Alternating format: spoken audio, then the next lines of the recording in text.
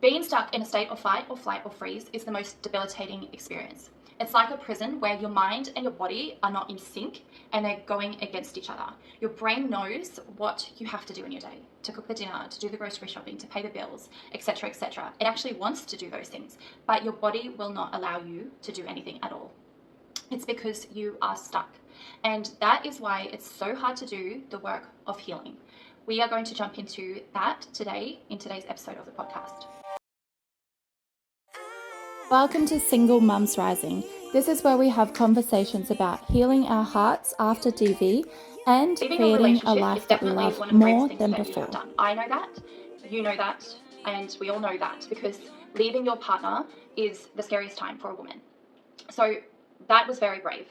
But what I want to say to you is, in the context of healing, because this conversation is about healing from domestic violence abuse, is that is not the first step to the healing as much as it is the first step to getting back to a ground zero. Let me explain.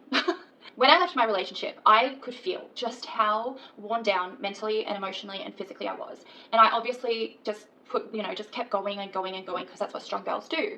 And that was like one of my stories, is that I was always strong. I have to be strong. I just have to go on. But inside of me, I knew how deeply hurt I was. And I always had this sense that I didn't leave to like a ground zero, which is like a healthy state to build on. I actually left like below ground zero. And my job was to get back to ground zero, which is like a baseline of health.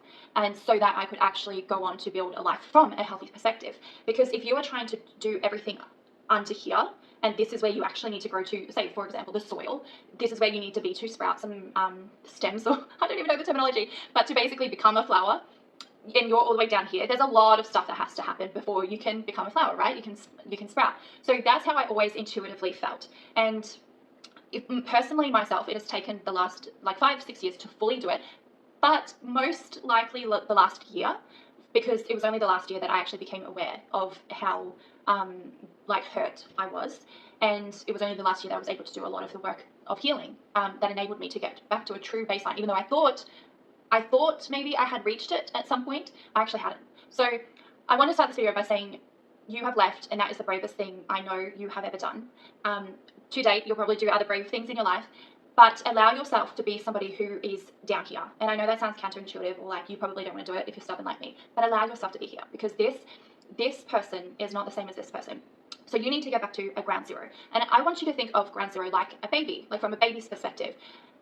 Hypothetically, if a baby is born into a healthy family, like a safe family home, they come into the world looking for love. They come into the world looking for the social cues of how to engage with people. They copy other people around them, and they're figuring out, how do I have a relationship with this person? How do I have a relationship with that person? What's healthy? What makes me feel safe? What doesn't make me feel safe? And eventually they go on to learn, who they are and what their likes and dislikes are, and what their boundaries are in their personal relationships.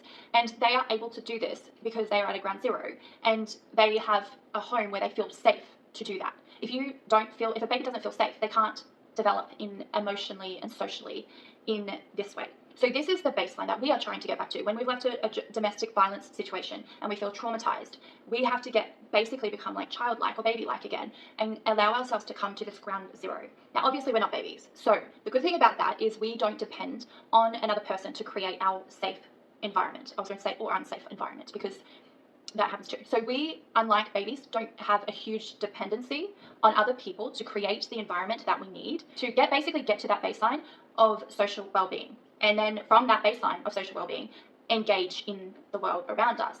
But when you're in fight or flight, you cannot actively engage in the world in a way that renews a lot of your thoughts. You have to come out of this state, come up to the ground zero, to then be like a baby, to then reconstruct your life. I hope this is making sense. I feel like it makes sense in my head. Hope it's making sense in your head. We want to basically do the work of getting from here to here. Now, the reason why it feels so hard when you have left a domestic violence situation to do the work of healing is because you are stuck in this space. So you are stuck permanently. You're just going around and around and around on like a hamster wheel of stuckness. And that stuckness is being stuck in fight or flight. So I didn't know much about fight or flight myself. Like I had heard of it around the grapevine of life, like we all hear of it from time to time as a child. Oh, so-and-so went to fight or flight, or the freeze state. that's as much as I'd really understood or heard or had any interest of knowing. It's like, yeah, there's this term fight or flight that we go into. But I didn't realize that you can actually get stuck in a fight or flight. And when you are stuck in a fight or flight response, that's a stress response, our body's stress response to real or perceived threats around us. When we get stuck in that cycle, we can't actively engage with the world. We shut down. So we can't do those baby-like things. Like, we can't socialize with somebody because we are shutting down. We've shut down because that's the safest thing to do in the moment. We can't actively look for a healthy love because we don't have the capacity to navigate that when we are in a fight or flight situation. We can only think about our survival when we're in fight or flight. We can't think about anything beyond that, which is when you're at ground zero.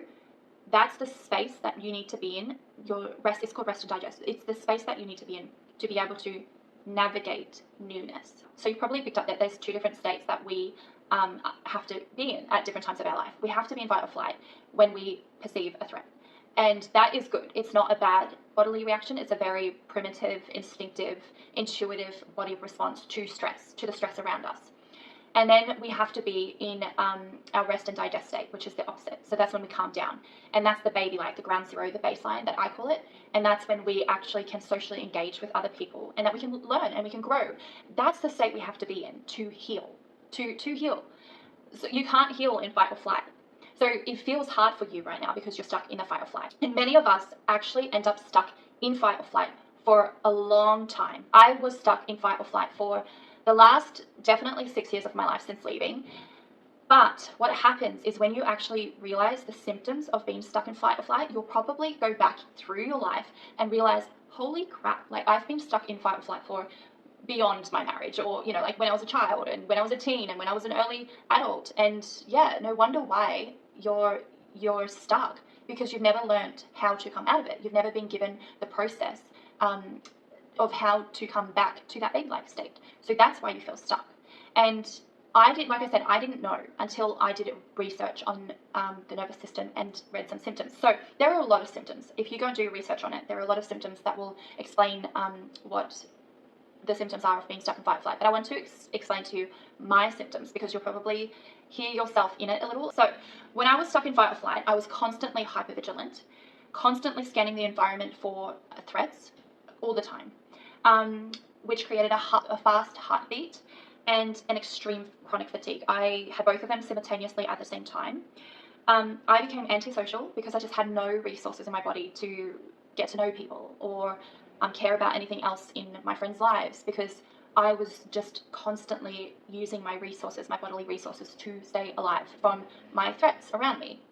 So I became quite antisocial. And I was happy to talk, but I wasn't socially Amber, who I am at baseline and above. I was just say what I need to say, get in, get out kind of person. I was constantly scanning my environment for threats all of the time, 24/7, that I would be triggered by everything. I would be triggered by people's faces, by people's voices, by the places that I went to, by technology, by my car, by my fridge. I was so hyper vigilant and just constantly worried, constantly being triggered. So what was happening was I actually never came down. I just went into a cycle over and over and over again of experiencing the fight or flight response, which is a stress response. So I never came out of it, not once. I just kept finding things in my environment that would trigger me straight back into it. So that has really bad health implications on your body, which is why we want to actually do the work of healing, because that amount of chronic stress, which is what you are experiencing when you're stuck in fight or flight, ruins your body. It has so many knock-on effects of what it can do to your body long term. So not only is it good just to feel peaceful and calm, but your body needs to come and rest so that you don't get further physical sicknesses. So how do we actually do this? What are the practical steps? I'm a practical girl. I love practical steps. And to be honest, these are incredibly simple. So simple that I couldn't even comprehend how I wasn't doing them. But I'm going to tell you because they are significant. Simple yet mighty, simple yet significant. Yes. So the first step is to actually acknowledge your experience of stress, your fight or flight response. So you need to become aware of how it feels in your body when you are experiencing fight or flight in any given situation. You know, I experienced it in the ways that I just shared to you before. Those are some symptoms, and I wouldn't feel all of them in every single scenario. I would say I probably felt a lot of them, but in different scenarios, I would feel the fight or flight response sometimes a little differently. So the first step to going from the ground, like 6 feet below the ground, to back to a baseline, is to acknowledge that you are experiencing a fight or flight response, stress response. You are probably stuck in it. If you don't know what peace feels like in your body, if you haven't experienced peace, you probably are stuck in it. So now you have to become aware of it. How does it feel in your body? How does it show up in your behavior? How does it show up in your life, your day-to-day life? And what are the triggers to it? So you have to witness your responses and become aware of how it feels in your body. That's the first step. Becoming aware allows us to then actually actively choose to do the work of healing it, which is, I say all the time, totally boring work, but very necessary. Step 2 is to create the sense of safety in your body again. And the way that you do that is by creating predictability in your life. And a way to do that is, like I said, I'm a very practical person, is to create a very consistent lifestyle for yourself and your children as well. And then just live that very simple, very consistent lifestyle for as long as your body needs you to live it to feel a sense of safety. When you create predictability in your life, you are signaling to your nervous system that you are safe now. And so because you are safe now, your body is going to start naturally, because it's amazing, reacting differently, and it's going to start coming out of a state of fight or flight. But you have to create the conditions for that, for your body to be able to change what it does naturally by itself. And one of the best ways of doing that is to create predictability, which creates stability, which creates a sense of safety. And that's what you need to create first and foremost for yourself and your children right now. Lastly, and this is a little challenging, but I want to include it in this video, is the third tip that I have is to challenge your thoughts. So when you have a thought, when you are out and about in your day and you feel triggered and you have become aware, so you know now, okay, I'm experiencing these things in my body and I know it's my fight or flight response kicking in because whatever's happening around you, whatever has triggered you, I want you to gently challenge that thought. Ask yourself questions, and you will know the questions to ask. I would suggest you to listen to your body in the moment. But for example, you can ask yourself, you can just close your eyes, take a couple of breaths, and then ask yourself, am I safe right now? Is this a real threat or is it a perceived threat? Because we know that our bodies go into fight or flight. It doesn't matter if it's real or perceived. Is it real or is it perceived? So we have to get a little logical with it, okay? And you might have some other questions that you want to ask specific to your life and your scenario in your life. Another thing that you can do in the moment is to talk to your body. So once you've asked yourself some questions, you've challenged your thinking, you can help your body to create new thinking. So you can say, body, thank you that you are doing the work to keep me safe. But right now, we are safe. And speak to yourself. Say, body, you can calm down. Brain, you can send signals to my body to calm down, because we are safe right now. From my personal experience, when you do this, you're not going to immediately feel like, oh yay, complete peace. You probably will still be experiencing like fight or flight symptoms, but you are teaching yourself, you are literally training your body to think differently and help it create a new pathway of thinking so that you can come out of fight or flight when it's not necessary anymore. Because remember, when you're stuck in it, it's because your body doesn't know any way to come out of it. So it's just going to keep going around being stuck and stuck and stuck. So you have to give it a literal out. You have to say, here's a door, come out through the door, because right now we don't need that. Thank you for the way that you have behaved. Thank you for keeping me safe. But right now, that's not one of those circumstances. So you can come through this door, and now, from now on, in these experiences, body, the brain, we can actually behave this way. So you're teaching yourself. You're literally teaching yourself to come out of it. So that would be my third tip, is to challenge your thoughts gently. Be gentle with yourself. You don't have to be harsh. You don't have to put yourself down. You don't have to be demeaning. That's not what you should do as somebody who is leading yourself to well-being and leading yourself to health. Don't be demeaning. Just gently question, is this something that I need to be worried about now? If it is, then do the things that you need to do to protect yourself. If it isn't, then help your body by creating a pathway that it can choose next time. in that event. So instead of going to fight flight, it's going to choose this one because you've taught your body that it can actually go this way. And over time, you will feel the difference. These are things that I did, and I'm sharing them from my personal experience, like I said at the start of this video. And over time, you will feel your body change. That concludes this video. And before I leave you, I just want to encourage you with a small piece of encouragement. And that is, healing doesn't mean that you're forgetting what has happened to you, but it is allowing you to be in control of your life now. So let that sink in. I send you all of my love because we all need more love in our life, and I will see you in my next video. Bye! I really hope you enjoyed today's episode. Don't forget there are other episodes that you can binge watch right now. And don't also forget to go and do something for yourself today to take care of your mental health.